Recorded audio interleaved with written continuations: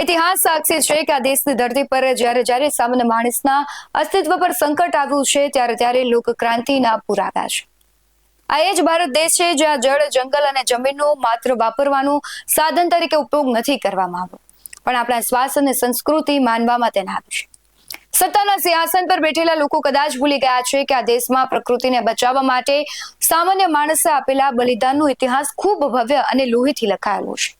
સદીઓ પહેલા રાજસ્થાનની ધરતી પર વૃક્ષોને કપાતા બચાવવા માટે ખેજડીના ઝાડને બાથ ભરીને 363 લોકોએ પોતાના માથા કપાવી નાખ્યા. એ બિશ્નોઈ આંદોલન હોય કે પછી 1970ના દાયકામાં ઉત્તરાખંડના પહાડોમાં માતાઓ અને બહેનોએ જંગલ બચાવવા વૃક્ષોને વળગીને ઊભી રહી ગઈ હોય, ઐતિહાસિક ચિપકો આંદોલન હોય જે મોટા ડેમોના નામે વિસ્થાપિત થતા ગરીબો માટે લડાયેલું નર્મદા બચાવો આંદોલન, કે પછી મોટી કંપનીઓ અને માફિયાઓ સામે પહાડ બનીને ઊભી રહેલી અરવલ્લી બચાવો ઝુંબેશ હોય.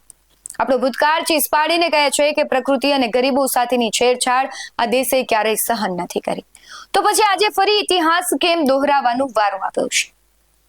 મધ્યપ્રદેશના બુંદેલખંડમાં કેન-બેટવા લિંક પ્રોજેક્ટના નામે જે આદિવાસીઓનો અવાજ દબાવવાનો પ્રયાસ કર્યો છે, શું સત્તાધીશો એ જૂની ક્રાંતિઓ ભૂલી ગયા છે? જે જંગલોએ દેશના ફેફસા બનીને આપણને મફતમાં શ્વાસ આપ્યો અને જે પાણી આપણી નસોમાં જિંદગી બનીને દોડે છે. વિચાર કરો, જો એ જળ, જંગલ અને જમીન આપણી પાસેથી કોઈ બળજબરીથી અને એક ઝાટકેથી છીનવી લે તો માણસ પાસે રસ્તો કયો બચશે? આજે મારે જવાબદારોને પૂછવું છે કે શું તમારા લિસ્ટમાં વિકાસનો અર્થ માત્ર સિમેન્ટ, કોન્ક્રીટના ઊંચા માળખા અને પથ્થરોના ડેમ બનાવવાનું જ છે? શું આ કહેવાતા મોડર્ન ડેવલપમેન્ટના મોડલમાં દેશના ખરા માલિક આપણા આદિવાસી ભાઈઓ બહેનોના હકો, તેમની સદીઓ જૂની વન સંસ્કૃતિ અને રોજીરોટીની કોઈ કિંમત જ નથી?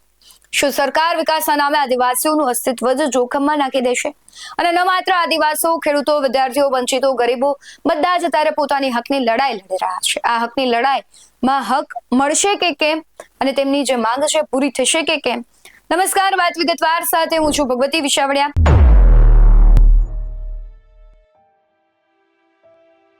વાત કરવી છે ખેડૂતોની, આદિવાસીઓની, વિદ્યાર્થીઓની, જળ, જમીન અને જંગલની. મધ્યપ્રદેશના છતપુર અને પન્ના જિલ્લામાં કેન-બેટવા લિંક પ્રોજેક્ટના નામે ખેલ ખેલાઈ રહ્યો છે, જે વિકાસ નથી, એક બહુ મોટી જીવતી જાગતી માનવ દુર્ઘટના છે. પ્રસ્તાવિત દોધન ડેમ એક બે નહીં પરંતુ 22 ગામોને જીવતા સમાધિ આપી રહ્યો છે. 7,000થી વધુ પરિવારો છે, તેમના માથા પરથી છત છીનવાઈ રહી છે અને પરિસ્થિતિ એટલી હદે હચમચાવી દેવી છે કે વતન છોડવા મજબૂર બનેલા આદિવાસીઓ આજે રસ્તા પર આવીને કહી રહ્યા છે કે અમને ન્યાય આપો, કાં તો અમને અહીં જ મારી નાખો. આ શબ્દો માત્ર શબ્દો નથી, એ લોકોની વ્યથા છે. કારણ કે એક આદિવાસી કે જેમને મત આપી એવી આશા સાથે સત્તાધીશોને, જવાબદારોને છૂટ્યા હોય જનપ્રતિનિધિ તરીકે કે તે તેમનું ભલું કરશે. અને હું માનું છું કે વિકાસ થવો જોઈએ, વિકાસના નામે વિનાશ ન થવો જોઈએ. કારણ કે ઘણા બધા આંદોલનો એવા થયા ભૂતકાળમાં પણ કે જ્યાં લોકોએ પોતાના જીવ હોમી દીધા, પરંતુ તેનું નિવેડું ક્યાંક નથી આવ્યું ને ગણ્યા ગાંઠ્યા એવા આંદોલનો પણ છે કે જેમાં લોક ક્રાંતિ થઈ છે અને જે નિર્ણયો છે સરકારને પાછા ખેંચવા પડ્યા હોય. ફરી એક વખત દેશની પરિસ્થિતિ એવી થઈ છે. આજે ખેડૂતો આંદોલન કરી રહ્યા છે, આદિવાસીઓ આંદોલન કરી રહ્યા છે, વિદ્યાર્થીઓ માટે સોનમ વાંગચુક છે, જંતર મંતર ખાતે આંદોલન કરી રહ્યા છે. પણ આ આંદોલનનું પરિણામ શું આવી રહ્યું છે? શૂન્ય. કોઈ પણ પ્રકારની સંવેદના દેખાઈ નથી રહી. કારણ કે જે સરકાર સંવેદનશીલના બણકા ફૂંકી રહી છે એ સરકાર અત્યારે શું કરી રહી છે આખો દેશ જોઈ રહ્યો છે. જવાબદાર લોકો મૌન છે અને ન માત્ર જવાબદાર લોકો પરંતુ જેના માટે લડાઈ લડી રહ્યા છે લોકો, એ વિદ્યાર્થીઓ પણ ઘણા અંશે મૌન દેખાઈ રહ્યા છે. અને આ એક આદિવાસીઓનું, જમીન, જંગલનો પ્રશ્ન નથી. દેશમાં ઘણા બધા એવા પ્રશ્નો છે, ઘણા બધા આંદોલન થઈ રહ્યા છે. શું જવાબદારોનું મૌન છે એ આ લોકોને મરવા મજબૂર કરશે? એ સવાલ એટલા માટે થઈ રહ્યો છે કારણ કે કોઈ પણ પ્રકારની પ્રતિક્રિયા નથી આવી રહી. અને તમે જુઓ કે દેશમાં પ્રદૂષણ ને બધું જ કેટલી હદે છે તે વધી રહ્યું છે. લીલાછમ જંગલો છે, કપાતા જાય છે, નામ શેષ થવાને આવ્યા છે અને કુદરતના નિકંદનની સીધી કિંમત છે આ દેશનો ગરીબ ખેડૂત અને આદિવાસી ચૂકવી રહ્યો છે. જો આ દેશમાં માણસનું અસ્તિત્વ જ નહીં રહે તો આ મોટી મોટી કંપનીઓને અબજોના જે વિકાસ પ્રોજેક્ટ છે છેવટે કોના કામના, કોના માટે બની રહ્યો છે આ વિનાશક વિકાસ? બુંદેલખંડની આ લાલ માટી આજે સત્તાધીશો સામે આક્રોશના સવાલો ફેંકી રહી છે. આરોપ એટલા ગંભીર છે કે લોકશાહી શરમાઈ જાય. વન અધિકાર અધિનિયમ 2006, જમીન સંપાદન પુનર્વસન અધિનિયમ 2013 ની એક કલમોના લીરે લીરા ઉડી દેવાયા છે.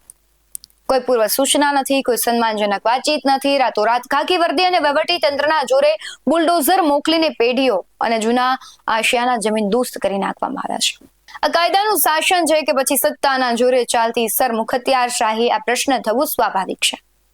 અને જે વળતરની વાત થતી હોય છે તો આપવામાં આવતા વળતર છે નજીવા હોય છે, તેમાં ઘર પણ સરખું નથી બનતું. અને બીજી તરફ કરોડોના ભ્રષ્ટાચારની કૌભાંડોની ગંધ આવી રહેતી હોય. જે નવી જગ્યાએ ગરીબોને મોકલવામાં આવ્યા છે ત્યાં પીવાનું ચોખ્ખું પાણી નથી, હોસ્પિટલ નથી, રોજીરોટીનું કોઈ સાધન નથી. અને પુનર્વસનના નામે આ લોકોને જીવતે જીવત એક અંધારાના દલદલમાં ધકેલી દેવા છે.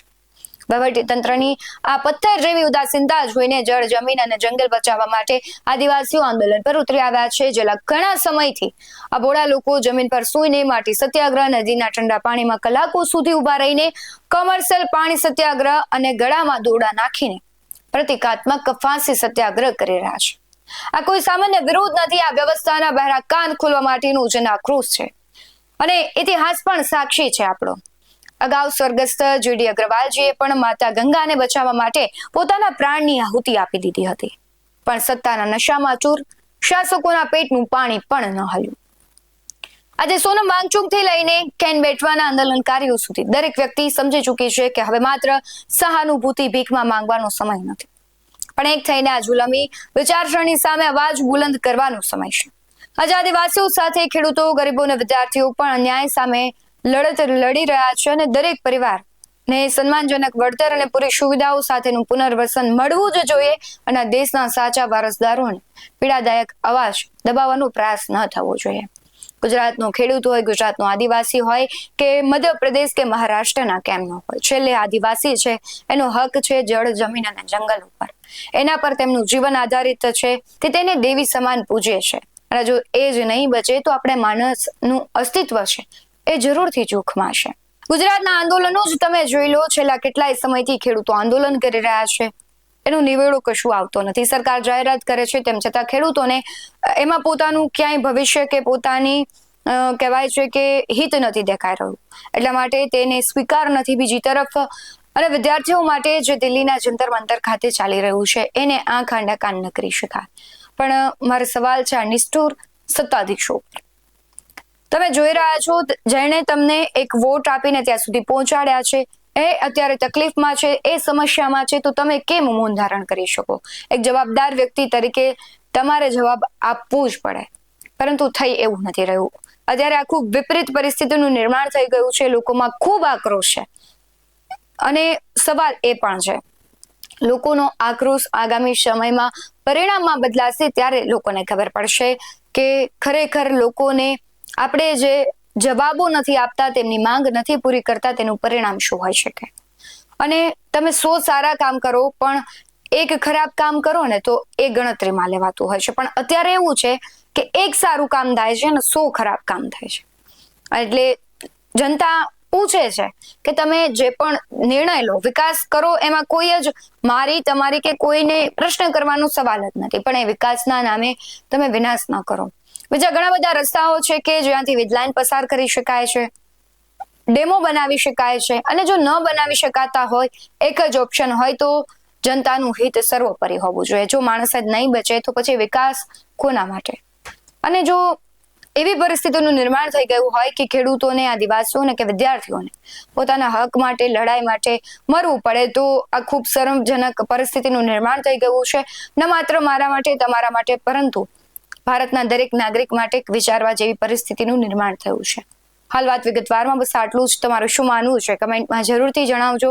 બાકી આવા જ બધા અહેવાલો સાથે ફરી મળતા રહીશું. તમે અમારી યુટ્યુબ ચેનલને સબસ્ક્રાઇબ કરવાનું, અમને ફેસબુક અને ઇન્સ્ટાગ્રામ પર ફોલો કરવાનું ભૂલશો નહીં. બાકી અમને અપડેટ્સ મેળવવા માટે આપ જોતા રહો BS9 ન્યૂઝ. નમસ્કાર.